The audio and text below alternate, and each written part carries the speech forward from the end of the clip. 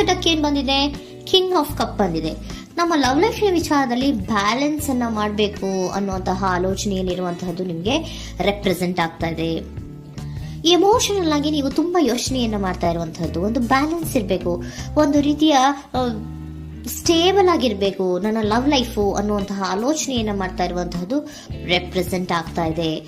Reading ಅನ್ನ ಶುರು ಮಾಡೋಣ. ಓಕೆ, ಇನ್ ಪಾಸ್ಟ್ ಅಲ್ಲಿ ನಾನು ಇವಾಗ ರೀಡಿಂಗ್ ಅನ್ನ ತಗೋತಾ ಇರೋದು ಯಾವ್ದು ಗೊತ್ತಾ? ಸೊ ಪಾಸ್ಟ್ ನ ಬಗ್ಗೆ ಮತ್ತೆ ನಿಮ್ಮ ಲವ್ ಲೈಫಿನ ಪಾಸ್ಟ್ ನ ಬಗ್ಗೆ, ಅಟ್ ಪ್ರೆಸೆಂಟಿನ ಬಗ್ಗೆ, ಹಾಗೇನೆ ಇಮಿಡಿಯೇಟ್ ಫ್ಯೂಚರಿನ ಬಗ್ಗೆ ನಾನು ರೀಡಿಂಗ್ ಅನ್ನ ತಗೋತಾ ಇರೋದು. ಓಕೆನಾ?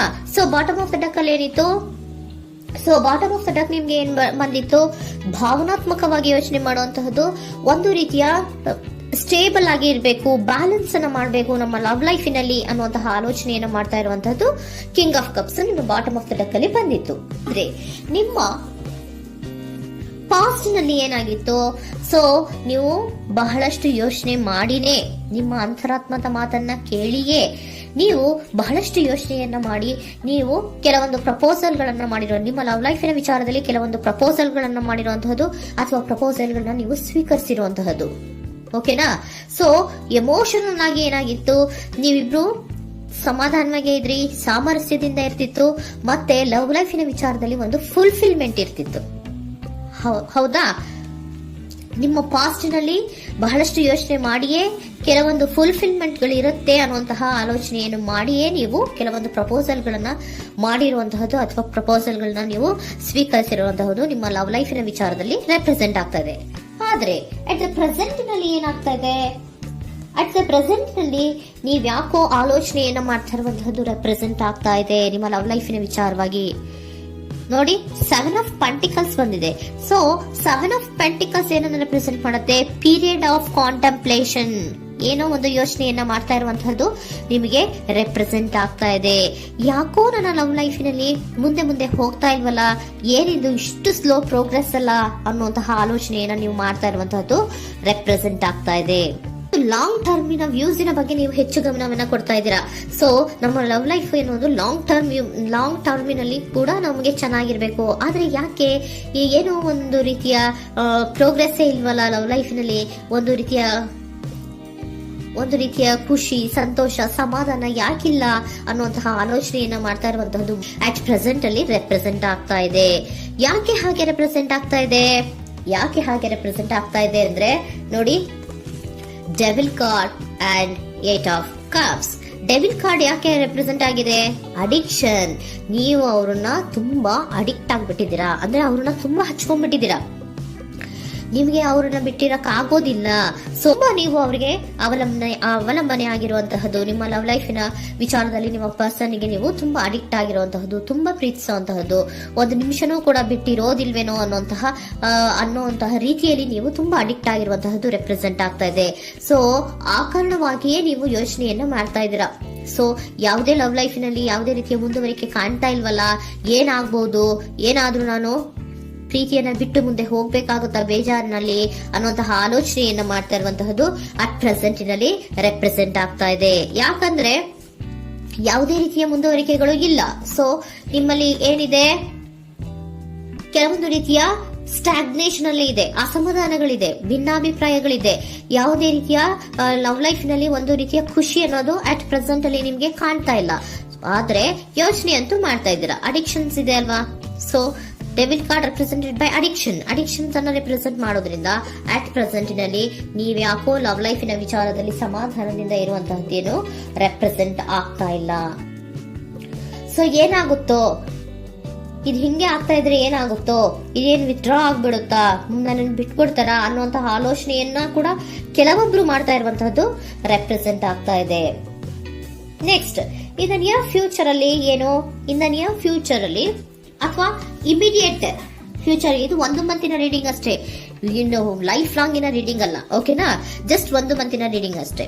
ನೆಕ್ಸ್ಟ್ ಬಂದಿರುವಂತಹದ್ದು ಯಾವುದು? 8 ಆಫ್ ಪೆಂಟಿಕಲ್ಸ್ ಬಂದಿದೆ. ಸೊ 8 ಆಫ್ ಪೆಂಟಿಕಲ್ಸ್ ಏನ್ ಮಾಡ್ಬೇಕಿತ್ತು? ನೀವು ಈ ಅಡಿಕ್ಷನ್ಸ್ ಅನ್ನ ಬಿಟ್ಟು, ಯೋಚನೆಯನ್ನ ಬಿಟ್ಟು, ಏನಕ್ಕೆ ಅಸಮಾಧಾನ ಆಗ್ತಾ ಇದೆ ಅನ್ನೋದನ್ನೆಲ್ಲ ಬಿಟ್ಬಿಟ್ಟು ನೀವು ಫೋಕಸ್ ಅನ್ನ ಮಾಡುವಂತಹದ್ದು ರೆಪ್ರೆಸೆಂಟ್ ಆಗ್ತಾ ಇದೆ. ಸೊ ಏನ್ ಫೋಕಸ್ ಮಾಡುವಂತಹದ್ದು? ಏನಾಗಿದೆ ನನ್ನ ಲವ್ ಲೈಫಿನ ವಿಚಾರದಲ್ಲಿ? ಎಲ್ಲ ಚೆನ್ನಾಗೇ ಇತ್ತಲ್ಲ ನೋಡಿ, ಪಾಸ್ಟಿನಲ್ಲಿ ನಿಮಗೆ ಚೆನ್ನಾಗೇ ಇತ್ತಲ್ಲ, ಯೋಚನೆ ಮಾಡಿನೇ ತಾನೇ ನೀವು ಲವ್ ಲೈಫಿನಲ್ಲಿ ಪ್ರಪೋಸಲ್ಗಳನ್ನ ಸ್ವೀಕರಿಸಿದ್ದು, ಮತ್ತೆ ಅಲ್ಲಿ ಫುಲ್ಫಿಲ್ಮೆಂಟ್ ಇರುತ್ತೆ ಅಂತ ತಾನೇ ನೀವು ಸಮಾಧಾನವಾಗಿ ಪ್ರಪೋಸಲ್ಗಳನ್ನ ಸ್ವೀಕಾರ ಮಾಡಿದ್ದು. ಆದ್ರೆ ಪ್ರೆಸೆಂಟಿನಲ್ಲಿ ಕೆಲವೊಂದು ರೀತಿಯ ಭಿನ್ನಾಭಿಪ್ರಾಯಗಳು, ಕೆಲವೊಂದು ರೀತಿಯ ಅಡಿಕ್ಷನ್ಗಳು, ಕೆಲವೊಂದು ರೀತಿಯ ಯೋಚನೆಯನ್ನ ಮಾಡ್ತಾ ಇರುವಂತಹದ್ದು ರೆಪ್ರೆಸೆಂಟ್ ಆಗ್ತಾ ಇದೆ. ಅಟ್ ಪ್ರೆಸೆಂಟಿನಲ್ಲಿ ನೀವೇನು ಸಮಾಧಾನವಾಗಿ ಲವ್ ಲೈಫಿನಲ್ಲಿ ಇಲ್ಲದೆ ಇರುವಂತಹದ್ದು ರೆಪ್ರೆಸೆಂಟ್ ಆಗ್ತಾ ಇದೆ.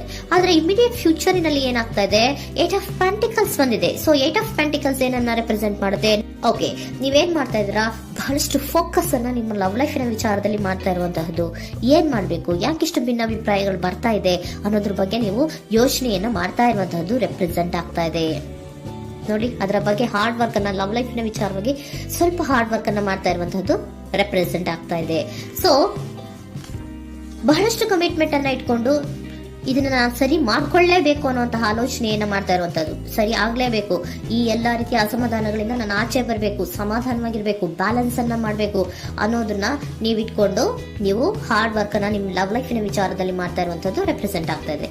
ನೆಕ್ಸ್ಟ್ ಕಾರ್ಡ್ ಕೂಡ ನಿಮ್ಗೆ ಕಿಂಗ್ ಆಫ್ ಸೋರ್ಟ್ಸ್ ಬಂದಿದೆ. ಸೊ ಕಿಂಗ್ ಆಫ್ ಸೋರ್ಟ್ಸ್ ಏನನ್ನ ರೆಪ್ರೆಸೆಂಟ್ ಮಾಡುತ್ತೆ? ಸ್ಪಷ್ಟವಾಗಿ ಥಿಂಕ್ ಅನ್ನ ಮಾಡ್ತಾ ಇದ್ದೀರಾ. ನಮ್ಮ ಲವ್ ಲೈಫಿನ ವಿಚಾರದಲ್ಲಿ ಯಾಕೆ ಅಸಮಾಧಾನ ಬರ್ತಾ ಇದೆ, ಯಾಕೆ ಭಿನ್ನಾಭಿಪ್ರಾಯ ಬರ್ತಾ ಇದೆ, ನಾನಂತೂ ಅವ್ರನ್ನ ಬಿಟ್ಟಿರಕ್ಕಾಗಲ್ಲ. ಸೊ ನಾನೇನ್ ಮಾಡ್ಬೇಕು, ಇದನ್ನೆಲ್ಲ ಕೂಡ ಬ್ಯಾಲೆನ್ಸ್ ಅನ್ನ ಮಾಡ್ಬೇಕು. ಅದಕ್ಕೆ ನಾನು ಏನ್ ಮಾಡ್ಬೇಕು, ಫೋಕಸ್ ಅನ್ನ ಮಾಡ್ಬೇಕು. ಫೋಕಸ್ ಅನ್ನ ಮಾಡಿ ಅಲ್ಲಿ ನೀವು ಕರೆಕ್ಟ್ ಆಗಿ ಕ್ಲಿಯರ್ ಥಿಂಕಿಂಗ್ ಅನ್ನ ಮಾಡಿ, ಒಂದು ಸ್ಟ್ರಾಂಗ್ ವಿಲ್ ಪವರ್ ಅನ್ನ ಇಟ್ಕೊಂಡು ನೀವು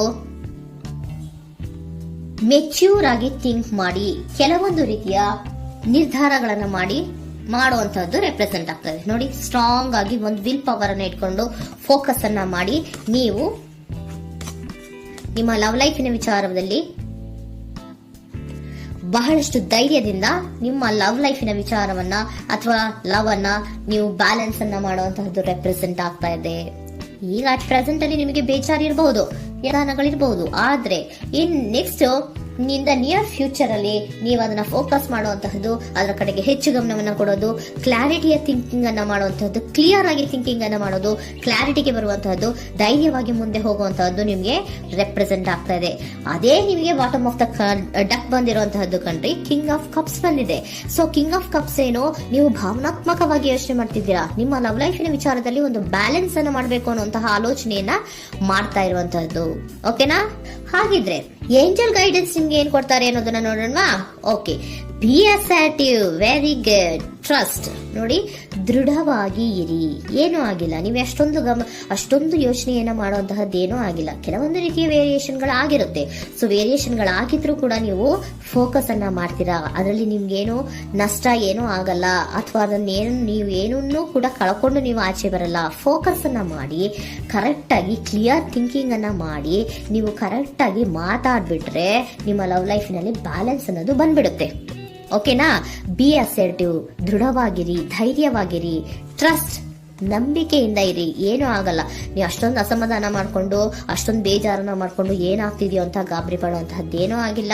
ಸ್ವಲ್ಪ ವೇರಿಯೇಷನ್ಗಳಾಗಿದ್ರು ಕೂಡ ಇನ್ ನಿಯರ್ ಫ್ಯೂಚರ್ ನಲ್ಲಿ ನಿಮ್ಗೆ ಸಮಾಧಾನ ಆಗುತ್ತೆ, ಖುಷಿ ಆಗುತ್ತೆ. ನಿಮ್ ಲವ್ ಲೈಫಿನ ವಿಚಾರದಲ್ಲಿ ಕೆಲವೊಂದು ಬ್ಯಾಲೆನ್ಸ್ ಗಳನ್ನ ಮಾಡ್ತೀರಾ.